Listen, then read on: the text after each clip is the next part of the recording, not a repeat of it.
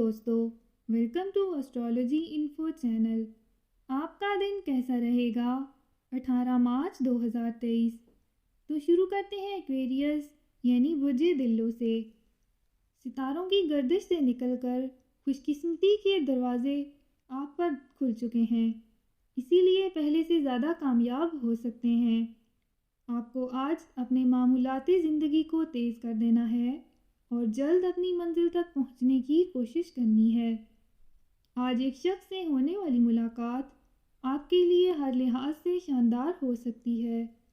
आज के दिन खुद को एक जज्बाती कैफियत का शिकार करके सुस्त नहीं करना चाहिए, बल्कि आज हर लिहाज से चौकस रहें।